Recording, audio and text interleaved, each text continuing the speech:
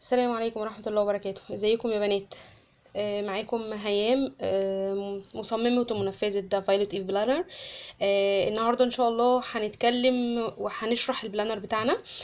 بيجيلك شكله ازاي، ايه المحتويات اللي موجودة فيه، علشان كتير سألوني او ما كانوش عارفين ايه المحتويات بتاعة البلانر بتاعنا. تمام، فاحنا النهارده هنستعرض البلانر بتاعنا وايه اللي بيجيلك وبتستلمي ايه بالظبط. نبدأ. طبعا مبدئيا احنا بنشحن من خلال البريد. بيجيلك في الظرف بتاع البريد دوت. تمام، بيكون هنا مكتوب عليه الاسم بتاعك وعنوانك. اوكي. من الظهر بيكون عليه طبعا اسم الراسل. تمام، بنبتدي نفتح البلانر بتاعنا.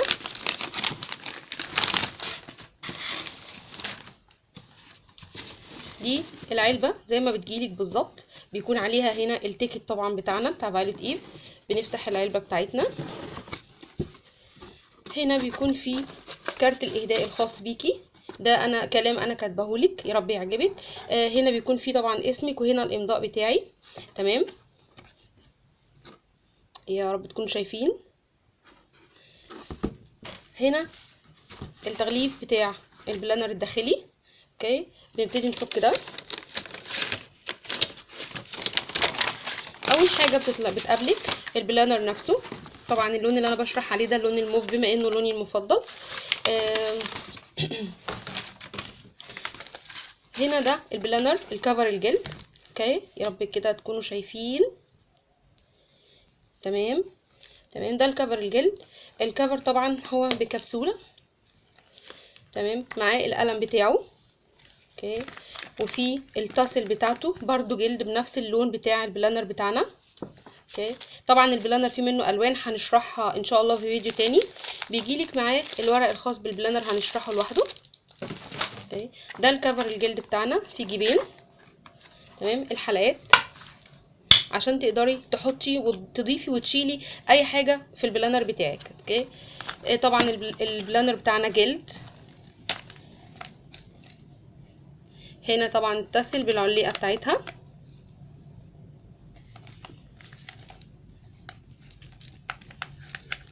دي العليقه طبعا بتاعه القلم. اوكي، فده كده البلانر بتاعنا.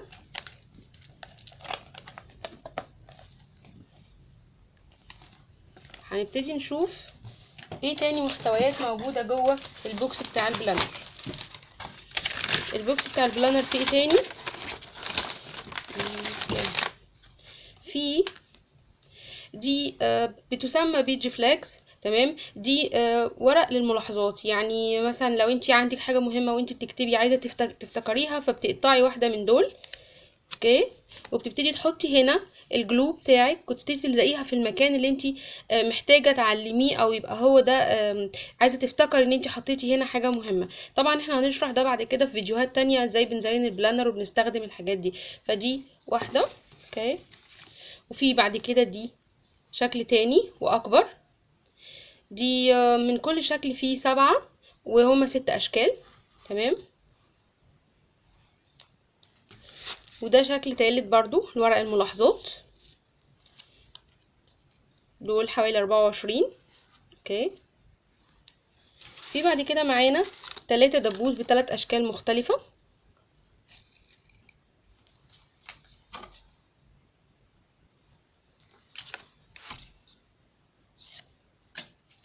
طبعا الدبوس ده دي الاستاذة صاحبة فايلوت ايف تقريبا يعني.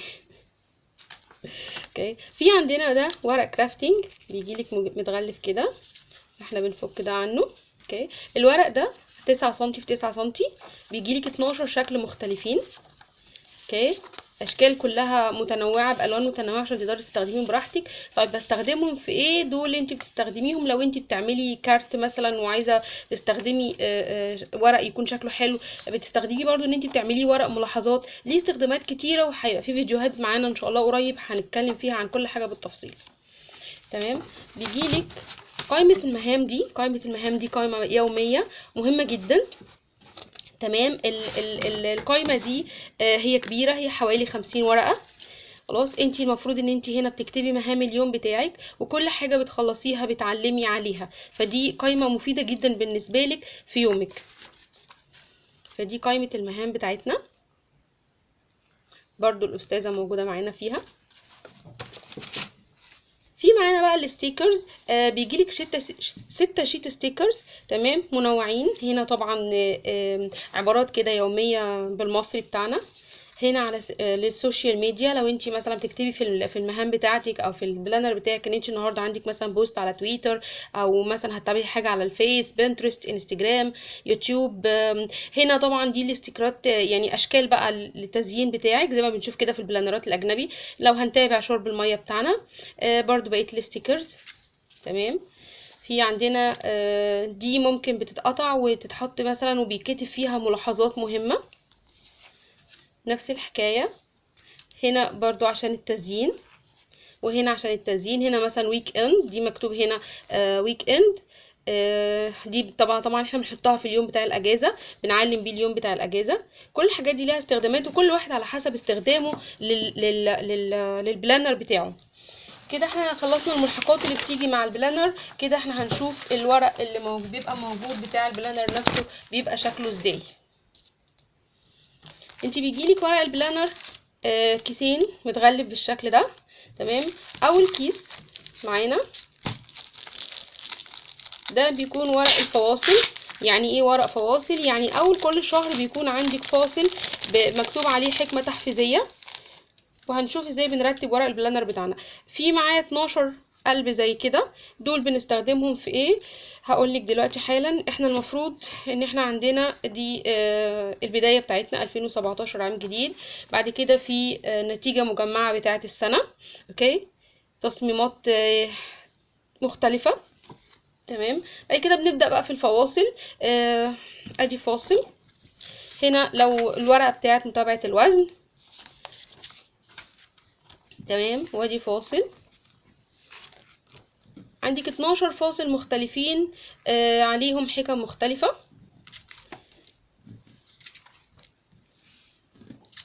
يا رب تكونوا شايفين.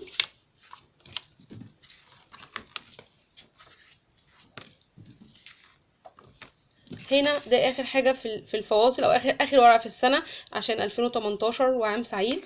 طيب انا بستخدم القلوب في ايه قبل ما ننهي موضوع الفواصل؟ المفروض ان القلب ده علشان احنا الفواصل دي بتكون جوه البلانر ورا بعضها بين كل شهر، فانا عايزه اعرف ان الفاصل ده يخص شهر يناير، فانا باجي بالجلو وبعلم نص القلب من هنا كده. انا بحط جلو وببتدي الزقه هنا من فوق، تمام، وبكتب هنا في النص اللي باين، لان هما لما يبقوا محطوطين كده على بعض في البلانر بتاعنا، وهنعمل ده بالتفصيل مع بعض في فيديو، تمام. هنا كده فبيبقى النص ده هو اللي باين من بره، فبيبقى مكتوب عليه ان ده مثلا شهر يناير، شهر فبراير، شهر مارس.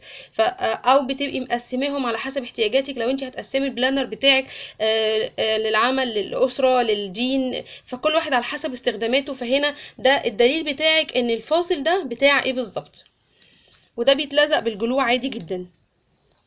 فدي كانت الفواصل اللي موجودة معانا. طيب في بقى عندنا الورق بتاع السنة نفسها.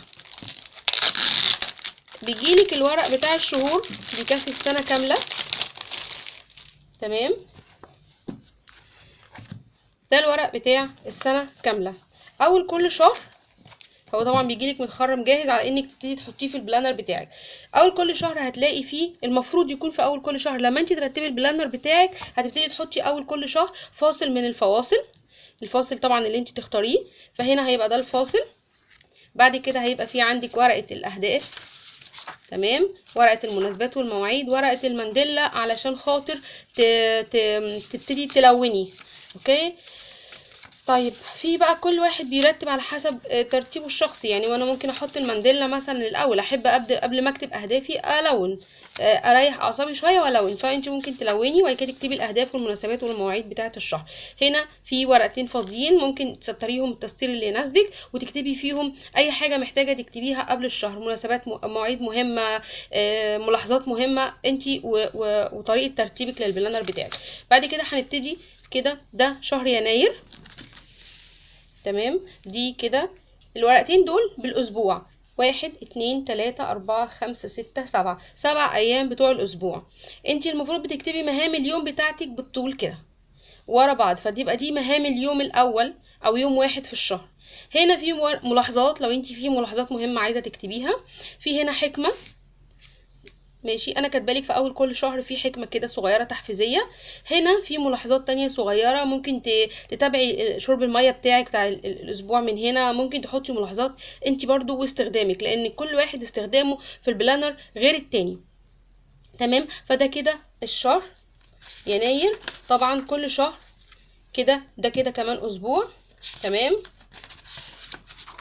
ده الاسبوع الثالث، ده الاسبوع الرابع. ودي انا عملت لكم التصميم ده علشان في ناس كانت بتسالني هو يعني احنا المفروض بنعمل ايه في البلانر ده او بنكتب ايه. فهنا ده تصميم صغير كده انا عملته على حسب استخدامي للاسبوع ده. الاسبوع ده مثلا ما كان عندي كان عندي شحن، كنت بعد كده هرتاح عشان كنت مرهقه الاسبوع اللي فات. بعد كده هرتب المكان بتاعي، عندي بوستس هنزلها على على الفيس، على الانستجرام، على تويتر.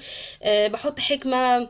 هنا مثلا عندي ولاد اخواتي جايين فهرتب الدنيا علشانهم. هنا بعد كده في اخر الاسبوع او اخر 3 ايام هحاول ان انا اعمل شوبينج بقى ان كان خاص بيا او ان انا هشتري خامات جديده. فكل واحد حسب استخدامه.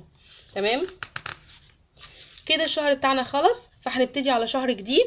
فهبتدي احط حكمه من الحكم اللي موجوده عندي كده في اول الشهر، وابتدي الشهر التاني. ادي هنا مثلا عندي المانديلا بتاعتي، الاهداف، المناسبات والمواعيد، وبعد كده الورقتين الفاضيين بتوعنا بتوع قبل كل شهر. وبعد كده ببدأ الشهر التاني اللي هو شهر فبراير. طبعا انت لو لاحظتي هتلاقي كل شهر في تصميم مختلف. انا حاولت ان انا اعمل لكم التصاميم دي بحيث ان هي يبقى شكل الورقه جاي لكم ما تحتاجيش للواشي تيب كتير، لان احنا عارفين ان الواشي تيب البكر اللي موجود حاليا في مصر صعب ان احنا نلاقيه ده اولا، ولو لقيناه فهو بيكون غالي شويه. فان شاء الله قريب هعمل لكم واشي تيب بالمصري وهيكون سعره مناسب. فانا عملت لك كل تصميم لكل شهر مختلف عن التاني علشان ما نزهقش، احنا بطبعنا بنزهق يعني. تمام، فبرضو الشهر مكمل معانا بنفس الطريقه، وبنبتدي نحط برضو فاصل من الفواصل. وزي ما قلنا انت بتحطي هنا القلب عشان تحددي الشهر دوت شهر ايه. وادي كده معانا شهر 3 مارس، برضو التصميم مختلف. وبنكمل بقى على كده، ده مثلا شهر 4. وبرضو اول كل شهر هتلاقي فيه حكمه مكتوبه تحت. تمام، ادي كده شهر 5، انت فقط من يمكنه، كده باينه، انت فقط من يمكنه تغيير حياتك. تمام، وبرده الملاحظات بتاعتك هنا، الكالندر او النتيجه بتاعه الشهر. تمام، وده التصميم الواش تيب بتاع شهر 5. بعد كده شهر 6 هيبقى كل سنه وانتم طيبين، هيبقى رمضان. فاحنا برضو صممنا التصميم بتاعه يناسب المناسبه الدينيه دي. تمام، وهنا كتبنا لك رمضان كريم. هتكملي طبعا الشهر بتاعك. تمام، هيخلص معانا الشهر زي كل الشهور. خلاص، في اخر كل شهر هتلاقي هنا ملاحظات كبيره شويه علشان تكتبي اي حاجه حصلت في الشهر وانت عايزه تتجنبيها في الشهر اللي بعده. مواعيد مهمه خدتيها في الشهر ده فعايزه تكتبيها في اخره علشان ما تنسيهاش وتكرريها بعد كده في الشهور التانية. نبتدي بعد يعني هنكمل بقى بعد كده كل شهر زي ما قلنا. ده مثلا شهر 7 هيجي بقى بعد كده عندنا شهر 8، طبعا الصيف بقى، وحبينا برضو ان احنا نعمله تزيين يناسب الصيف. خلاص كده شهر 9 مكمل برضو معانا بنفس الطريقة. شهر 10، تمام تمام تمام. شهر 11، اوكي 12، وده طبعا هيكون اخر شهر في السنه ان شاء الله. برضو عملنا التزيين بتاعه مناسب للسنه، لاخر السنه ولراس السنه. وطبعا بعد كده في الاخر خالص السنه بتاعتك خلصت، فبيكون في التصميم بتاع اخر يوم في السنه وبتاع التهنئه بالسنه الجديده. فالمفروض ان انت لما ترتبي البلانر بتاعك هيبقى ده كده في اخر حاجه. طيب ده كان التصميم الخاص بالشهور بتاعه السنه. في ناس كتير كانت بعتالي تصميمات او صور لصفحات في البلانرات الاجنبي. فهي متخيله ان البلانر بيوصلك بنفس التصميمات دي. لا، هو البلانر مش بيوصلك بنفس التصميمات والستيكرز اللي موجوده اللي انت بتشوفيها على بنترست او على اي بلانر اجنبي. هو كل واحد بيزين البلانر بتاعه حسب ذوقه وحسب الوانه حسب استخداماته. في ناس ممكن تاخد البلانر علشان تعمله تلون مثلا وتعمل كل صفحه فيه بتصميم شكل مختلف مبهج بالنسبه لها، فهو ده بيبقى استخدامها للبلانر. ما بيكونش عندها مواعيد، ما بيكونش عندها التزامات كتيره تكتبها في البلانر. وفي ناس بتاخدها عشان هي عندها شغل وعندها مواعيد مهمه وعندها مهام كتيره في اليوم بتاعها، فبيبتدي ينسق معاها اليوم. البلانر بتاعنا مقاسه A5. A5 ده اللي هو نص ال A4. A4 اللي هو مقاس ورقة التصوير اللي احنا معتادين عليها. تمام. البلانر بتاعنا في منه حاليا متوفر منه مقاسين. ده المقاس ال A5 اللي احنا لسه مورينه لكم، وفي عندنا مقاس ال A6 ده بيكون بالحجم ده. هو باينين الاتنين بالنسبة لكم، الحجم ده من الحجم ده. تمام. برضو هو نفس الفكرة بتاعته، برضو الكبسول والحلقات. اوكي معلش هو لسه خارج من الورشه. تمام. بس انا قلت اوريكم الفرق ما بين المقاسين، وان شاء الله هيكون في فيديو تاني يوضح الورق بتاع الاي 6 شكله بيكون ازاي. الاي 6 بيناسبك لو انت خارجه وهتحطيه في الشنطه بتاعتك، بيكون معاكي في كل مكان لان حجمه مناسب ان انت تحطيه في الشنطه. تمام. طيب البلانر اللي هو عليه الفيديو النهارده اللي هو الاي 5، البلانر بيوصلك لحد البيت بالبريد زي ما قلنا، وسعر البلانر كامل بكل المحتويات بتاعته 300 جنيه. تمام. زائد مصاريف الشحن بتحدد على حسب المكان وعلى حسب طرق الدفع اللي بتتفقي عليها. اتمنى اكون شرحت لكم البلانر وواضح بالنسبه لكم الفكره بتاعته والتصميمات الداخليه بتاعته، واتمنى يعجبكم. لو في عندكم اي ملاحظات ابعتولي. لينك البيج موجود في البايو تحت الفيديو، ورقم التليفون تقدروا تتواصلوا معايا. ولو في اي حاجه حابين ان هي تكون موجوده في البلانر بتاعنا ابعتولي واحنا نشوف ايه الامكانيه ان احنا نضيفها. وان شاء الله في منتجات تانية كتيره هتضاف في الفتره اللي جايه، وهيكون كل حاجه من البلانر. يعني احنا سعر البلانر بتاعنا زي ما قلنا 300 جنيه شامل كل الحاجات اللي جوه البوكس بتاعه اللي احنا شرحناها دلوقتي. لكن احنا كل حاجه فيهم بتتباع منفصله. يعني ممكن الكفر لو انت عايزه الكفر لوحده، لو انت عايزه الورق بتاع الشهور لوحده، قائمه المهام لوحدها، الستيكرز. فهتنزل كل حاجه ان شاء الله سعرها ايه منفصله لوحدها على البيج. اتمنى اكون قدرت اشرح لكم الفيديو ويكون البلانر عجبكم. ولو اي حاجه عايزه تستفسري عنها ابعتلنا، احنا موجودين على البيج وعلى ارقام التليفونات. السلام عليكم.